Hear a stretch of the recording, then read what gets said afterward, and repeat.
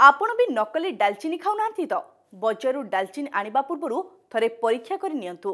जदि एहा नकली होई थाए आपणक पई साजिपारे घातक।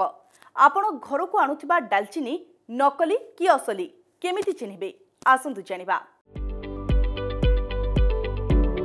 डालचीनी एपरी एक मसला जहाँ प्रत्येक भारतीय रोषेई घरे देखा मिले। यह केवल स्वाद एवं सुगंध पर जना जाए ता नुहे, यह स्वास्थ्य उपकार खूब जनाशुना। किंतु गत किछि वर्ष हेबो डालचीनी नारे चली ठकई। भारतर कोटी कोटी लोक एही ठकईर हेउछन्ते शिकार।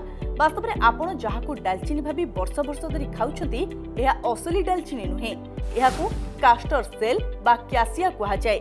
रूप गंध एवं स्वादरे यह डालचीनी सहित समान। यहाकू खाइबा द्वारा अनेक रोगर होई परंती शिकार। बजारे एहार मूल्य डालचीनी ठारू बहुत कम। कास्टर सेल एवं असली डालचीनी मध्यरे रहिछि अनेक पार्थक्य।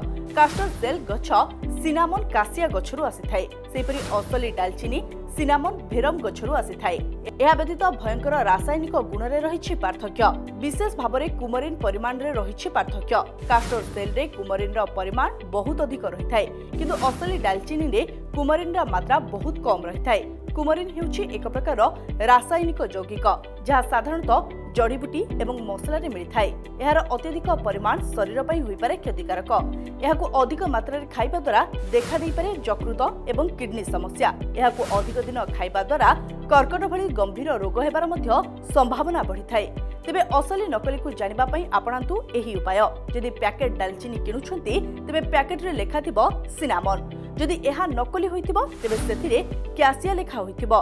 जदि खोला डालचीनी किनुछन्ती तेबे एहार चोपा देखि आपण चिन्हि पारिबे। एहा व्यतीत एहार रंग एवं सुगंधरु मध्य एहार असली डालचीनी रो चिन्हट करि पारिबे।